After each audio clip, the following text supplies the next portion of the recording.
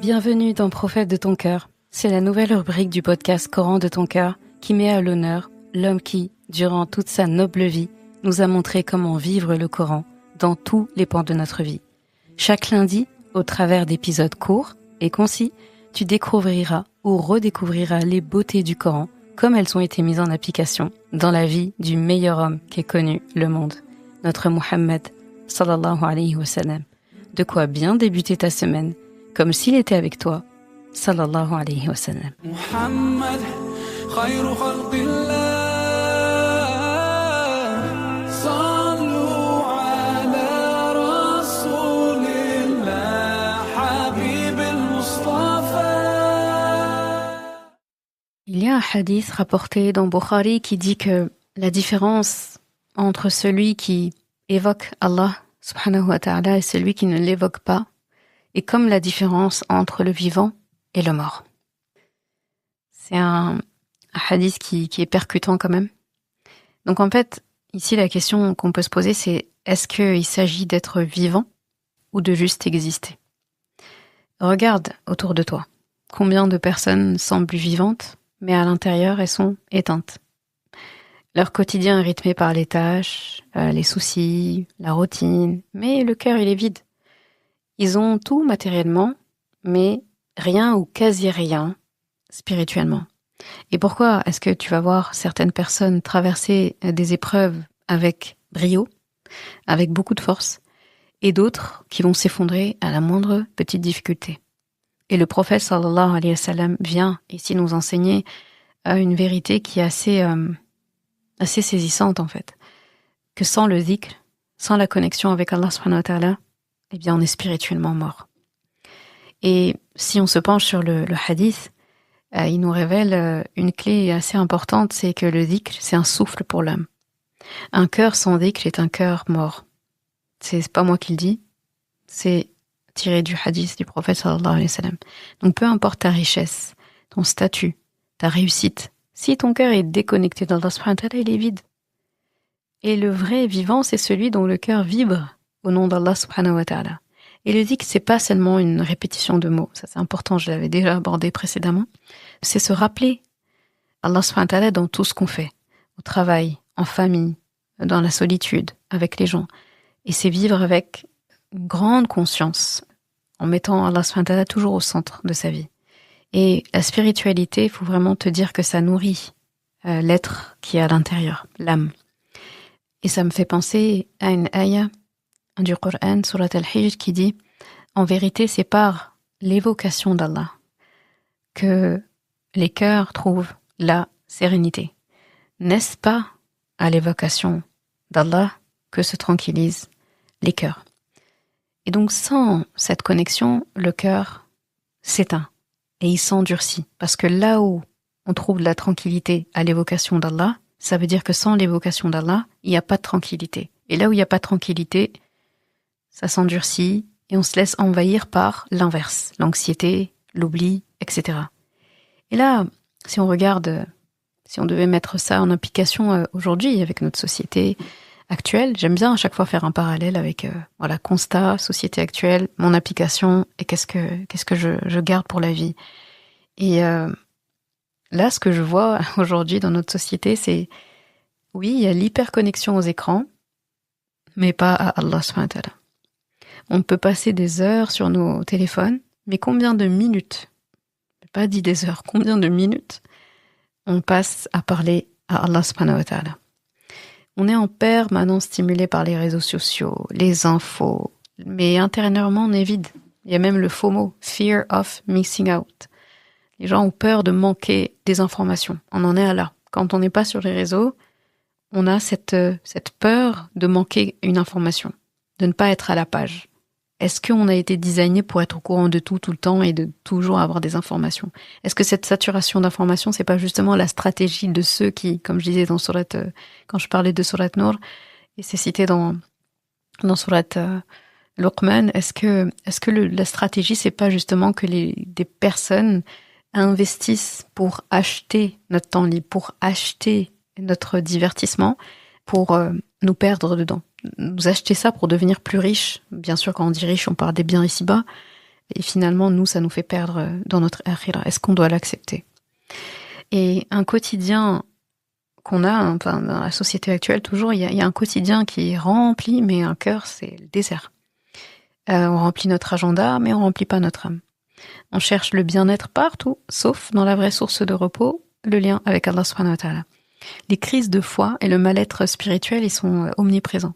Il y en a beaucoup qui se sentent perdus, anxieux, sans repère. Et j'ai envie de demander, mais est-ce qu'ils ont essayé de se reconnecter à Allah subhanahu wa ta'ala par le dhikr? Quand on se sent pas bien, on se souvient. Dhikr, c'est ça, c'est dhakara, c'est se rappeler. Dans le dhikr, tu te rappelles Allah. Donc tu te rappelles qu'il est là. Tu te rappelles qu'il t'a créé. Tu te rappelles qu'il peut te pardonner, qu'il te pardonne si tu lui demandes. Tu te rappelles que tu lui dois de la reconnaissance. Tu te rappelles que tu dois le glorifier. Tu te rappelles que c'est à lui que tu dois demander des choses si tu en as besoin. Tu te rappelles que c'est vers lui que tu vas retourner. Inna lillah wa inna ilayhi raji'un. Est-ce que c'est pas la formule même qui vient nous rappeler qui on est, d'où on vient, où on va? Et tu te rappelles que le paradis, c'est Allah qui a la clé de ton paradis. Donc c'est ça le dhikr en fait, c'est se rappeler. Finalement c'est facile. Et on vient contrer quelque chose qu'on a naturellement chez nous, c'est l'oubli. On peut venir le contrer par le dhikr. On parle de dhikr parce qu'on oublie. Et si on fait pas de dhikr, on va vraiment tomber dans l'oubli et on pourra pas dire à Allah, oui j'ai oublié, on est pardonné pour l'oubli, etc. Oui, mais c'est un oubli en fait que tu as cultivé, que tu as alimenté, que t'es parti vers ça sciemment en fait, à force de négligence. Tu n'as pas cherché à contrecarrer l'oubli. C'est comme si on te donne un élément brut et tu le laisses brut. Et en fait, tu dis, mais moi, j'ai pas touché, je l'ai laissé comme ça. Bon, t'as dit, mais en fait, le but, c'était le bonifier, le truc, c'était pas de le laisser comme ça. Donc, la foi, vraiment, faut voir que ce n'est pas un poids, c'est une lumière. Nour, n'est-ce pas? Qui nous permet de traverser cette vie, surtout les zones sombres de la vie, avec beaucoup de stabilité, beaucoup d'entrain. Et dans notre vie quotidienne, si on devait chercher à appliquer ça, intégrer le dhikr dans son quotidien. Donc commencer la journée déjà par Bismillah, Alhamdulillah, et terminer la journée par du dhikr aussi. Répéter des formules simples tout au long de la journée. Il n'y a pas plus simple que Subhanallah, Alhamdulillah, Allahu Akbar, Astaghfirullah. Très souvent c'est un mot ou deux mots, c'est tout. Et tu peux le dire, le prononcer la journée, personne ne remarque même que tu le fais. Les tasbih, etc. Faire du dhikr, un moment où tu es vraiment conscient en fait. Tu es en pleine conscience comme on dit. Les gens ils aiment bien utiliser le mot pleine conscience. Dans le sens, faut pas plutôt le réciter mécaniquement. Parce que si on commence à prendre l'habitude de réciter mécaniquement, à un moment donné on le fait plus. Ou on n'a plus envie de le faire, surtout dans les temps difficiles, on le fait plus parce que justement on n'y a pas mis le cœur, on n'y a pas mis la conscience et c'est mécanique. Et quand quelque chose est mécanique, ça demande quand même de l'énergie. Et en fait, quand on est en baisse de régime et donc on manque d'énergie, eh bien tout ce qui est mécanique et qui nous demande de l'énergie, on le zappe. Alors que si tu l'avais fait avec conscience, si tu l'as fait avec ton cœur, dans les temps difficiles, c'est où que tu puisses, c'est dans ton cœur. Donc du coup, c'est plus un effort ici, c'est un sauvetage. Donc il faut pas réciter mécaniquement. Il faut réfléchir à ce que tu dis. Prends le temps de regarder ce que veut dire Alhamdulillah, Allahu Akbar, La ilaha illallah, Subhanallah, Astaghfirullah. C'est très beau en fait.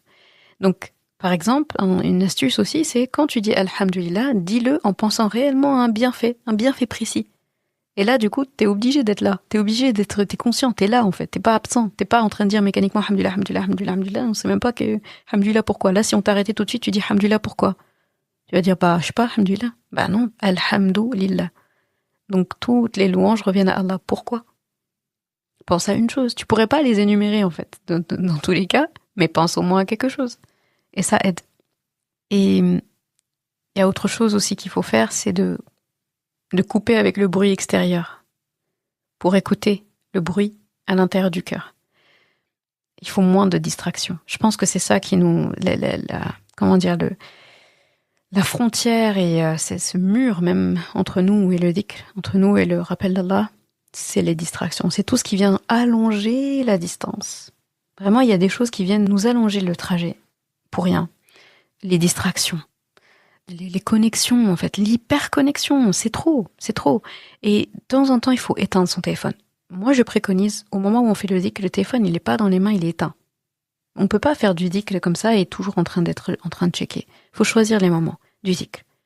Le dhikr il peut se faire quand on cuisine, quand on conduit, c'est des moments quand même où même si on doit être concentré sur ce qu'on coupe, sur ce qu'on cuisine ou sur la conduite, il y a une partie de notre cerveau qui peut quand même se connecter à Allah subhanahu wa ta'ala. De toute façon, t'es connecté à Allah subhanahu wa ta'ala dans le sens où, quand tu démarres la voiture, c'est inconscient. Mais pendant toute la route, tu fais tout pour éviter un problème. On conduit bien pour éviter un problème. Tu respectes le feu rouge pour éviter un accident ou éviter un PV. Tu laisses la priorité pour éviter quelque chose. Tu roules doucement quand tu t'approches d'une école primaire, par exemple, ou d'une traversée piéton pour enfants. Des enfants passent souvent parce que tu veux éviter le pire. Donc en fait, tu penses à Allah aussi dans tout ce temps, parce que tu dis pourvu que tout se passe bien. Même si c'est pas quelque chose où tu dis j'espère ça va aller, tu te le répètes pas ça à chaque fois que tu prends le volant. Mais en arrière-plan, c'est ça qui est dans ta tête. Donc en fait, tu penses à autre chose. Alors sans compter les nombreux... si on discute avec quelqu'un dans la voiture, si on pense à un souci, c'est connu quand on conduit. Je connais pas quelqu'un qui conduit et qui ne pense qu'à la route. Il pense à rien d'autre, il y a rien d'autre qui traverse son esprit. Ça n'existe pas.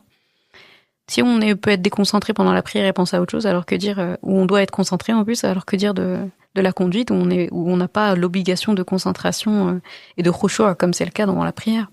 Donc vraiment, on éteint les choses là, on éteint tout ça là. On bloque le téléphone et toutes ces distractions pour juste invoquer Allah subhanahu wa ta'ala. Donc, en conclusion, j'aimerais dire, toi tu es vivant, toi tu es vivante, mais ton cœur, est-ce qu'il l'est vraiment? Sans dhikr, l'âme se vide, c'est clair et net.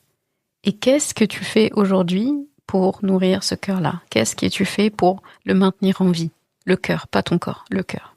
Il faut vraiment qu'on se rebranche à Allah subhanahu wa ta'ala, qu'on se raccroche au câble d'Allah subhanahu wa ta'ala, et on verra tous la différence.